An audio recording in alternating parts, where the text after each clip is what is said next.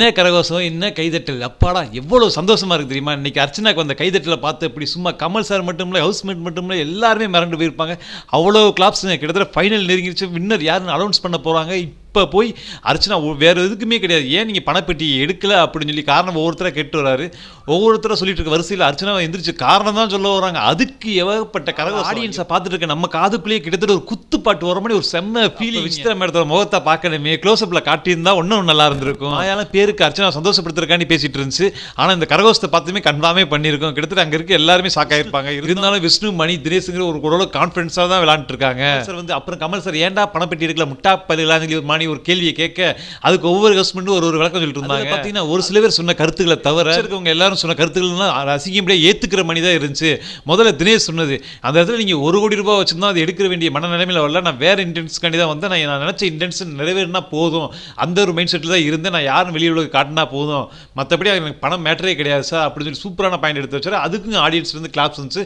உண்மையிலே அக்செப்டட் தான். வெளியே நடந்திருக்க பிரச்சனை நம்மளுக்கே தெரியும், ரச்சிதா பிரச்சனை. தினேஷ் வந்து தனக்குத்தானே தான் யாருங்கிற ப்ரூவ் பண்ணுறக்காண்டியும், அது மட்டும் இல்லாமல் ஒய்ஃபு கிட்ட நான் யாருன்னு சொல்லி ப்ரூவ் பண்ணுறக்காண்டி தான் இந்த ஷோக்கே வந்திருக்காரு. அது ஒரு வழியாக முக்காசுரம் நல்லபடியாகவே நிறைவேறிடுச்சுன்னு சொல்லலாம். அடுத்து பார்த்தீங்கன்னா மணி எதிர்பார்க்கவே எல்லா சோசியல் மீடியாவிலையுமே மணியை கழுவி ஊற்றிருந்தாங்க. மணி தான் ஆக்சுவலாக அந்த பெட்டியை எடுத்துகிட்டு போயிருக்கணும், ஆனால் மணி எடுக்கலை. அதுக்கு காரணம் என்னன்னு சொல்லி அவர் வாயிலே அவர் என்ன சொன்னார் தெரியுமா? கிட்டத்தட்ட எங்கள் அம்மா என்னை வழி அனுப்பி வைக்கும்போது பார்த்தீங்கன்னா அந்த பெட்டியை மட்டும் பணப்பெட்டியை மட்டும் எடுத்துகிட்டு வந்துடாப்பா ராசா அப்படின்னு சொல்லி வழி அனுப்பிச்சாங்க. அதனால என்னமோ நான் பணப்பெட்டி தொடவே இல்லை, போகவே இல்லை அப்படின்னு சொல்லி மணி சொல்லிட்டாரு. அது கூட ஏதோ சாக்கு போக்கு சொல்கிற மாதிரி இருந்தாலுமே இன்னொரு ரீசன் சொன்னார்.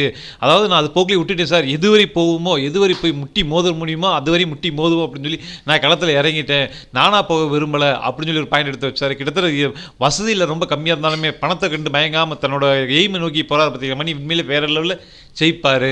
அடுத்து விஷ்ணு ஒரு கேவலமான ரீசன் சொன்னார், நான் டிக்கெட்டு பின்னாலே வின் பண்ணிட்டேன், அதனால என்னமோ கடைசி வரையும் போய் பார்த்துடலாம், அது மட்டும் இல்லாமல் நீங்கள் கையை தூக்குற ஸ்டேஜில் நான் நிற்கணும் அப்படின்னு சொல்லி ஒரு ரீசனை வேறு சொன்னார். ஆனால் அவருக்கே தெரிஞ்சிருக்கு நான் வின் பண்ண மாட்டோம்னு சொல்லி, அதனால தான் அந்த ரீசனை சொல்லியிருக்காரு. அது சொல்லியிருக்க தேவையில்லை அப்படி. அதுக்கப்புறம் பார்த்தீங்கன்னா நம்ம தானே தலைவி அர்ச்சனை எந்திரிச்சு தான் நின்னாங்க. அவ்வளோ கிளாப்ஸுங்க, சும்மா மரண கிளாப்ஸுங்க, சும்மா காதை கிழிஞ்சு போயிடும் போல. ஆடியன்ஸ் எல்லாம் அந்த அளவுக்கு தன்னோட சப்போர்ட்டை வெளிப்படுத்திட்டாங்க கிளாப்ஸ் மூலமா.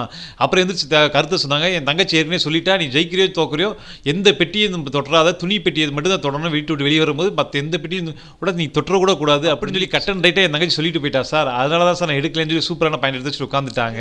அதுக்கப்புறம் பார்த்தீங்கன்னா விசித்திரா காசு பணங்கிறது நான் சம்பாரிச்சிக்கலாம் சார், இனிமேல் கூட நான் சம்பாரிச்சிக்கேன், அதை பற்றி எனக்கு பிரச்சனை கிடையாது. சும்மா இந்த ஷோவில் வந்துட்டு இவ்வளோ நாள் நான் 2 வாரத்துலேயே 3 வாரத்துலேயே கிளம்பி போயிடுவேன் நினச்சேன். ஆனால் இவ்வளோ நாள் நான் இருந்தது பெரிய விஷயம், அதனால் இன்னும் கொஞ்ச நாள் பொறுத்து இருந்து பார்ப்போம் அப்படின்னு சொல்லி நான் இருந்துட்டேன் சார் அப்படின்னு சொல்லி ஒரு முக்கியமான காரணம் சொல்லிட்டு உட்காந்துட்டாங்க. அப்புறம் மாயா தான் சார் இருந்தேன், நானும் மூலியமாக போட்டு பேசிட்டே இருந்தோம். கிட்டத்தட்ட நான் 15 லட்சத்தில் 16 லட்சம் தான் நான் எடுத்துருவேன் அப்படின்னு சொல்லிட்டு தான் இருந்தேன். நான் எடுக்க வேண்டியதான், கடைசியில் பார்த்தா பூர்ணிமா எடுத்துகிட்டு போயிட்டான்னு சொல்லி ரீசன் சொல்லிட்டாங்க. இதில் வந்து பார்த்தீங்கன்னா விஜய் வர்மா, நான் மக்களால் உள்ளே வந்தேன், திருப்பி 2வது டைம் வெளியே அனுப்பிட்டாங்க, ஹவுஸ்மேட்லாம் சேர்ந்து திருப்பி 2வது டைம் மக்கள் தான் நீ உள்ளே அனுப்புனாங்க, அதனால் மக்களே வெளியே அனுப்பிட்டோம் அப்படின்னு சொல்லி நான் இருக்கேன் சார் அப்படின்னு சொல்லி ஒரு ரீசன் சொன்னார். ஆக மொத்தம் பார்த்தீங்கன்னா மாயா, விசித்ரா, நம்ம விஜய் வர்மா இவங்க சொன்ன காரணம் தான் ரொம்ப கொஞ்சம் மொக்கையாக இருந்துச்சு. மற்றவங்க சொன்ன காரணம் ஓரளவுக்கு பர்ஃபெக்டாக மேட்ச் ஆச்சு.